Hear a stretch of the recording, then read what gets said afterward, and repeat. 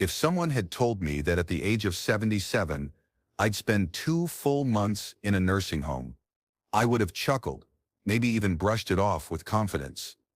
I thought I still had time to be strong, time to recover at home, time to avoid that place. But life doesn't always knock politely. Sometimes it barges in and teaches you lessons you didn't ask for. What was supposed to be a short recovery turned into a soul-deep experience. I went in expecting physical healing.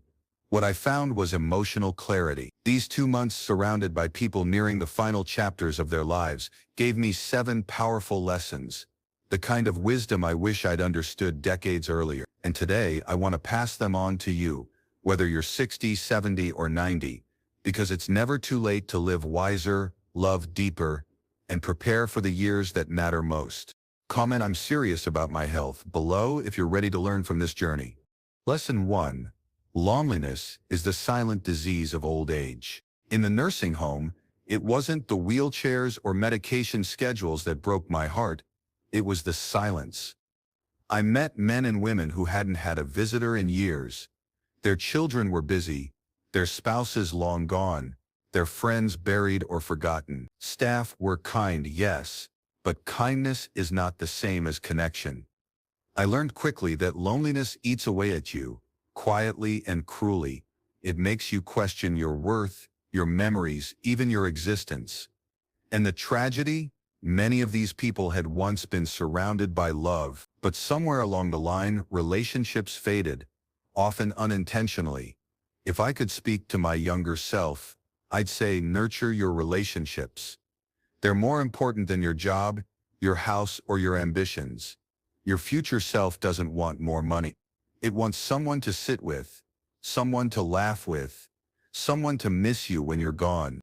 Comment 1 if you're still here. This lesson hit deep. Lesson 2. Health is the real wealth. Don't wait to value it. I met a man in that home who used to be a millionaire, owned land, flew first class, had assistants, investors, luxury, everything.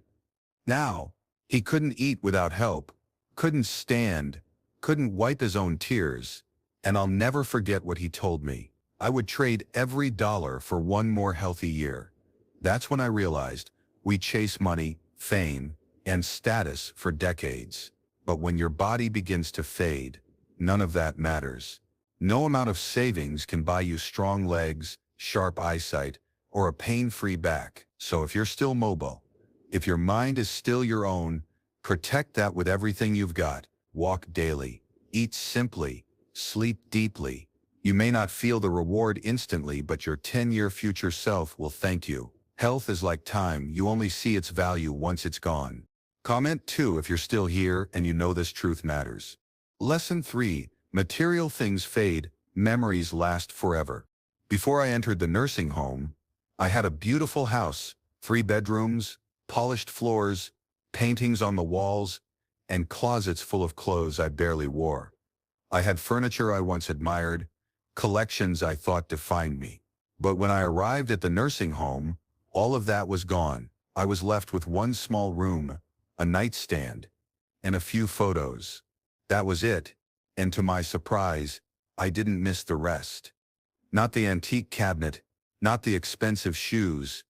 What I missed were the dinners I skipped to work late, the vacations I never took with my children, the times I said maybe later to the people I loved. If I could go back, I would choose memories over money every time. Because when you're old, it's not the things you bought that warm your heart, it's the people you laughed with and the moments you shared. Make memories now. Choose people. They are what you'll carry when all else fades. Comment 3 if you're still here and you understand the weight of this truth. Lesson 4. Independence is a gift you won't realize until it's gone.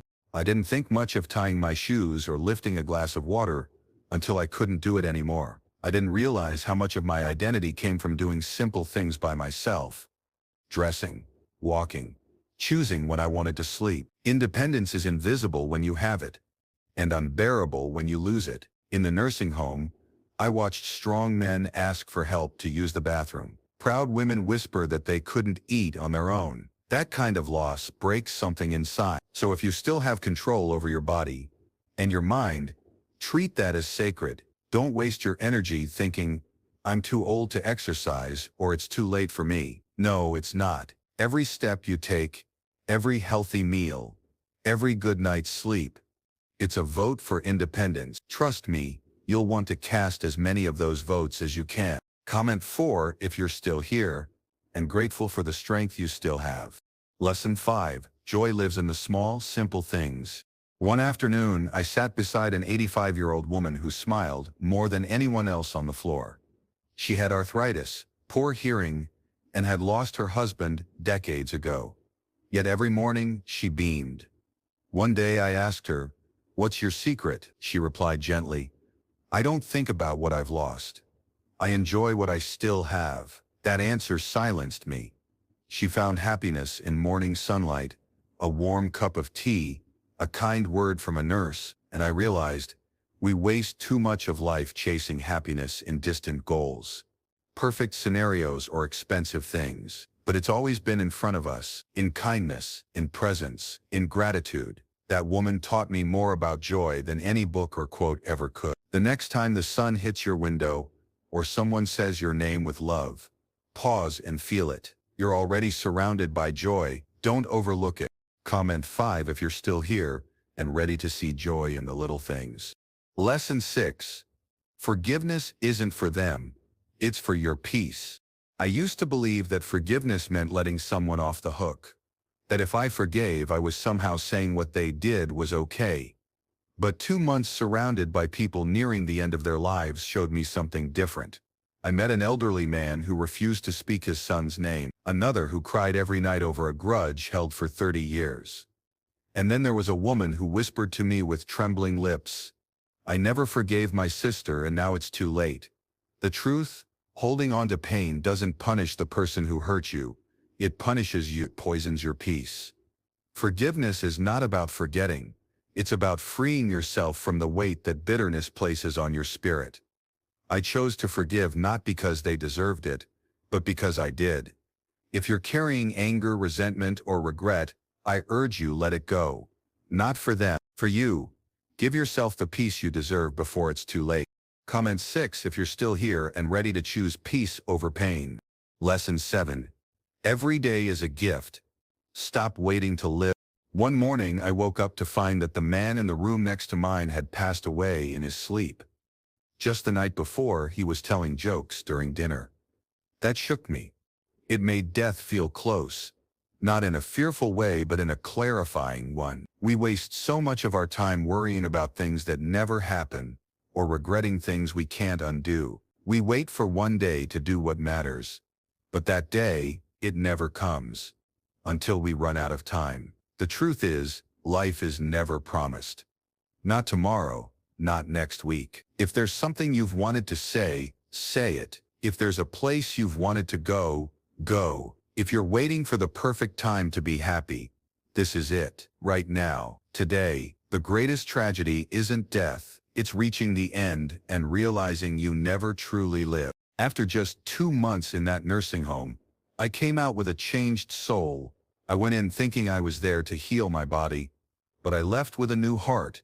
Aging is not something to fear. Wasted time. The real regret isn't growing old. It's growing older without meaning, without connection, without peace. The good news, if you're hearing these words, you still have time. Time to live wiser. Time to love harder. Time to forgive, to smile, to show up for the people who need you. Your story isn't over.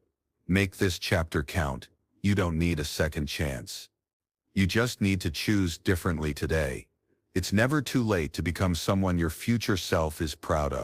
The truth about aging most people ignore. Too often we measure aging by the numbers. How many years we've lived. How many gray hairs we have. How many pills are in our cabinet. But after my time in the nursing home, I stopped looking at numbers.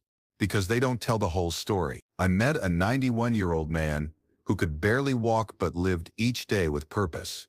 Reading to others, smiling with gratitude, blessing every meal like it was his first. And I also met a 62-year-old who had given up, bitter, resentful, and already checked out of life. So what made the difference? It wasn't age, It was attitude. It was the way they chose to show up, the energy they brought into each moment. You don't control how many years you get, but you do control how you spend them. And the truth is, when your time comes, you won't regret the things you did. You'll regret the things you kept waiting to do. What I'd tell my younger self, and if I could speak to my younger self, or anyone listening now, I'd say this: stop living like you have forever. You don't. The clock doesn't stop just because you're overwhelmed, or tired, or afraid. I spent too many years putting off joy, delaying connection, postponing peace, and though I'm thankful for the time I still have, I carry the ache of missed moments. So please, don't wait for illness to teach you health. Don't wait for loneliness to teach you love. Don't wait for regret to teach you courage. Live now, apologize first, laugh louder, walk slower, hug longer. You don't need permission, you just need to begin, because this, right now, is life, and it's not gonna wait. If you've made it this far, I hope you're not just inspired, I hope you're ready to make the changes your soul has been quietly asking for. Maybe it's taking better care of your health.